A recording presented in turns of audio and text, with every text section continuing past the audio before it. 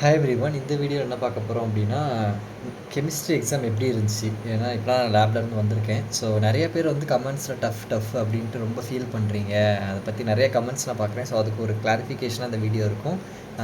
என்னோடய mic work ஆகலை, so அதனால் நான் ஹெட்ஃபோன்ஸில் ரெக்கார்ட் பண்ணிகிட்ருக்கேன். ஸோ சவுண்ட் ஏதாவது இஷ்யூ இருந்துச்சுன்னா please do bear with me. So first of all chemistry எப்படி இருந்துச்சு அப்படின்னா, நான் ஃபஸ்ட்டு கொஷின் பேப்பரை பார்க்கும்போது ஈஸியாக இருக்க மாதிரி தான் இருந்துச்சு. ஏன்னா நம்ம கொடுத்த இம்பார்ட்டன்ட் கொஷினாக தான் வந்திருக்கு. ஸோ ஈஸியாக இருக்குது அப்படின்னு தான் நான் வந்து ஒரு ஸ்டூடெண்ட்ஸ் பாயிண்ட் ஆஃப் வியூலேருந்து பார்த்தாலும் ஒரு 10 மார்க் அந்த சென்டம் எடுக்கிற அந்த கடைசி 10 மார்க் கொஞ்சம் டிஃபிகல்ட்டாக கேட்டுட்டு ஒரு 90 மார்க் ஈஸியாக கேட்டிருக்காங்கன்னு தான் நினச்சேன். பட் அதுக்கப்புறம் நிறைய ஸ்டூடெண்ட்ஸோட கமெண்ட்ஸ் நான் வந்து பார்க்க நிறைய பேருக்கு அது வந்து டஃப்பாக இருந்திருக்கு.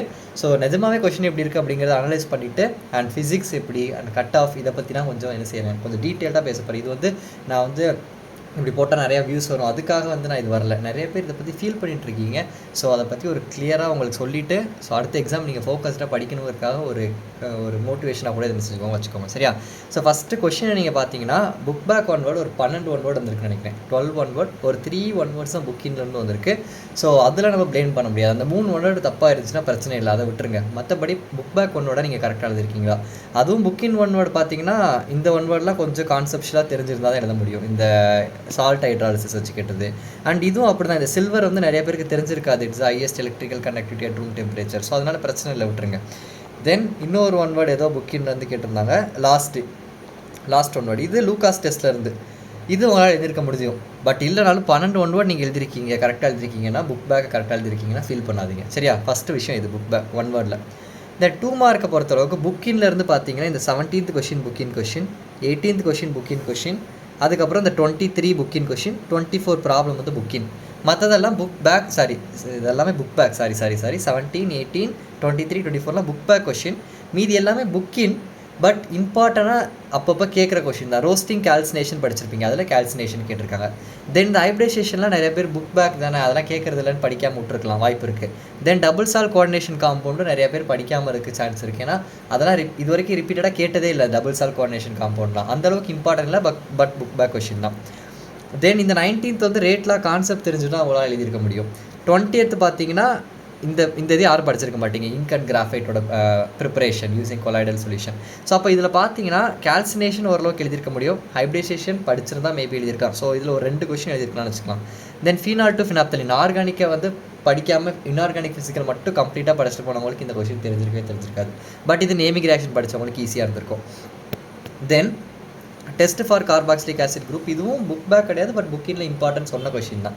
தென் ஆன்டிசெப்டிக் டிஃபர்ஃபார்ம் டிஸ்இன்ஃபெக்டன்ஸ், இதுவும் நம்ம சொன்ன கொஷின் தான். தென் கம்பல்சரியும் நம்ம கொடுத்த இம்பார்ட்டன்ட் ப்ராப்ளம் தான். ஸோ புக் பேக்கு அண்ட் ரொம்ப எக்ஸ்பெக்டட் கொஷினாக இல்லாமல் பட் ஓரளவுக்கு நீங்கள் எல்லாமே கவர் பண்ணியிருந்தால் எழுதுகிற மாதிரி கொஷின் இருக்குது சரியா. கம்ப்ளீட்டாக ரொம்ப ஈஸி அப்படி சொல்ல முடியாது, ரொம்ப கஷ்டம்னு சொல்ல முடியாது. பட் ஓரளவுக்கு நீங்கள் வந்து எல்லா லெசன்லையுமே கவர் பண்ணியிருந்தீங்கன்னா, செலக்டடாக இல்லாமல் எல்லா லெசன்லையுமே நீங்கள் ஓரளவுக்கு இம்பார்ட்டன்ட் கவர் பண்ணியிருந்தீங்கன்னா எழுத முடியும், அந்த மாதிரி கொஷின் தான். ஸோ சரியா. இது 2 மார்க்கை பொறுத்தளவுக்கு. 3 மார்க்கில் வேப்பர் ஃபேஸ் ரிஃபைனிங் படிச்சிருப்பீங்க புக் பேக். தென் இது electronic configuration book back question தான், அதுவும் இம்பார்ட்டன்ட்டில் கொடுத்தது. 27 கான்செப்ட் தெரிஞ்சால் எழுதிருக்க முடியும், இல்லைனா எழுதிருக்க முடியாது, விட்டுருங்க.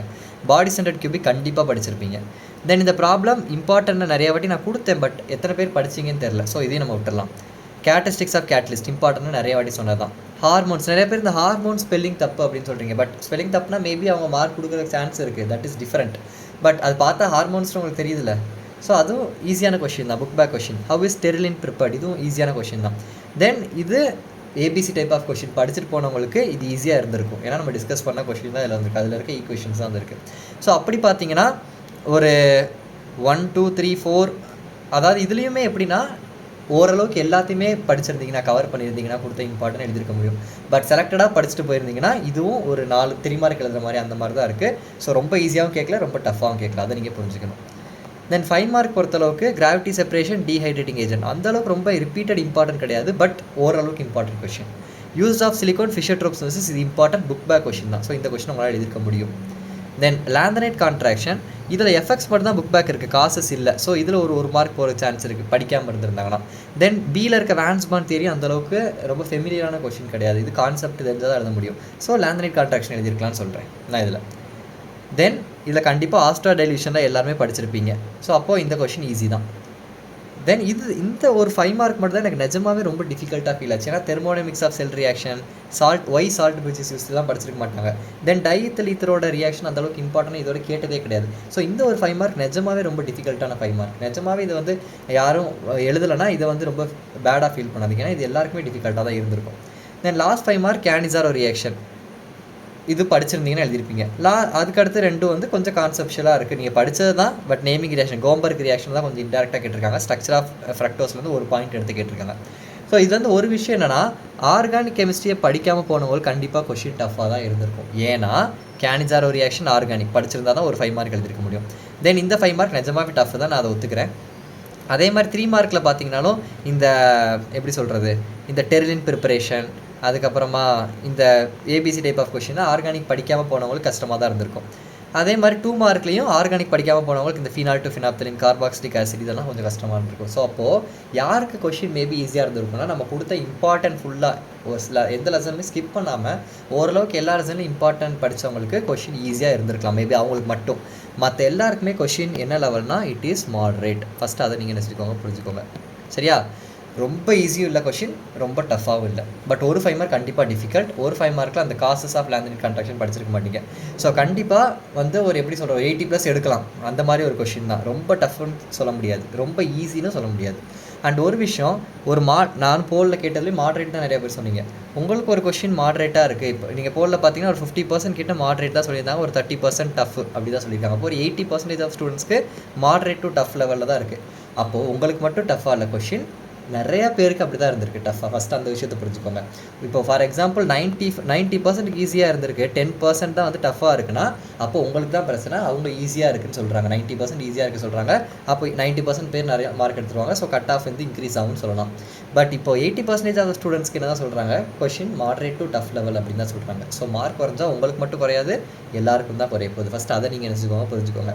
ஸோ அதனால் இதை யோசிச்சு என்ன செய்யாதீங்க, ஃபிசிக்ஸில் வந்து என்ன செய்யாதீங்க, மார்க் விட்டுறாதீங்க. ஏன்னா இப்போ ஒரு எக்ஸாம் தான் முடிஞ்சிருக்கு, கெமிஸ்ட்ரி மட்டும் தான். இன்னும் மெயின் டிசைடிங் ஃபேக்டர் மேக்ஸ் இருக்குது, அடுத்து ஃபிசிக்ஸ் இருக்குது. இது ரெண்டுத்துமே இப்போ கெமிஸ்ட்ரியில் 50 மார்க்குக்கு தான் உங்கள் கட் ஆஃப் இருக்குது. மீதி 150 மார்க் எதில் இருக்குது, மேக்ஸும் ஃபிசிக்ஸ்லேயும் தான் இருக்குது.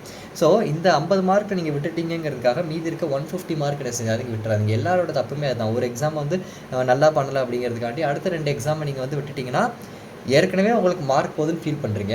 உங்களுக்கு ஃபார் எக்ஸாம்பிள் ஒரு மார்க் போகுது, உங்களுக்கு ஓரளவுக்கு காலேஜ் கிடைக்காதோ நீங்கள் ரொம்ப யோசிக்கிறீங்கன்னா, இன்னும் நீங்கள் ஃபீல் பண்ண ஒழுங்காக படிக்காமல் இருக்க இன்னும் உங்களோட மார்க்கை நீங்களே குறைச்சிட்ருக்கீங்க. அதான் வந்து என்னது அர்த்தம். So okay, it happens. எல்லாருக்குமே கொஷின் வந்து ஈஸியாக எப்போதும் அமையாது. டஃப்பாக இருக்கலாம், மாடரேட்டாக இருக்கலாம். Okay, finished, past is past, முடிஞ்சிருச்சு. லைஃப்பில் வந்து சில விஷயங்கள் உங்கள் கண்ட்ரோலில் இல்லாத விஷயங்களை பற்றி நீங்கள் என்ன செய்யக்கூடாதுன்னா கவலைப்படக்கூடாது. இப்போது எழுதி முடிச்சாச்சு, நீங்கள் உங்களோட எஃபர்ட் போட்டிங்க, இது எக்ஸாம் எழுதிட்டீங்க, ரிசல்ட் உங்கள் கையில் இல்லை, கரெக்டாக? அது வந்து அவுட் ஆஃப் யுவர் கண்ட்ரோல், உங்கள் கண்ட்ரோலில் கிடையாது. பட் எது உங்கள் கண்ட்ரோலில் இருக்குது, அடுத்து வர 2 எக்ஸாமை ஒழுங்காக படித்து எழுத முடியாது மட்டும் தான் உங்கள் கண்ட்ரோலில் இருக்குது. ஸோ எப்போவுமே லைஃப்பில் உங்கள் கண்ட்ரோலில் என்ன இருக்கோ அதை பற்றி ஒரி பண்ணுங்கள். உங்கள் கண்ட்ரோல் இல்லாத பற்றி ஒரி பண்ணி என்ன செய்யாதீங்க, டைம் வேஸ்ட் பண்ணாதீங்க. ஏன்னா இதுக்கப்புறம் இருக்கிறதுல இன்னும் 150 மார்க் இருக்குது, அதை எப்படி கெயின் பண்ணணும்னு யோசிங்க தவிர்த்து இந்த 50 மார்க்கில் வந்து நான் இப்போ 4 மார்க் விட்டுட்டேன், 10 மார்க் விட்டுட்டேன்னு அதை நினச்சி ஃபீல் பண்ணாதீங்க. சரியா? So that is what I want to say. ஃபிசிக்ஸ்க்கு நல்லா படிங்க, புக் பேக்கில் இருக்க 2 மார்க் 3 மார்க் நல்லா படிங்க, 5 மார்க் இம்பார்ட்டன்ட் ஃபஸ்ட்டு படிங்க, ப்ராப்ளம்ஸ் இம்பார்ட்டன்ட் படிச்சுட்டு போங்க. ஏன்னா கெமிஸ்ட்ரியே பார்த்துருப்பீங்க, ப்ராப்ளம்ஸ் எந்த அளவுக்கு யூஸ்ஃபுல்லாக இருந்திருக்கு. ஒரு 2 மார்க் ஒரு 3 மார்க் கம்பல்சரி, இதெல்லாம் உங்களுக்கு ஹெல்ப்ஃபுல்லாக இருந்திருக்கு ப்ராப்ளம். ஸோ அதனால் ஃபிசிக்ஸ் ப்ராப்ளம் நல்லா படிங்க, 1 மார்க்ஸ் நல்லா பார்த்துட்டு போங்க. So that is what I want to say. Question again moderate level தான், ஈஸி இல்லை, டஃப் இல்லை. சரியா? So keep preparing. தேங்க்யூ.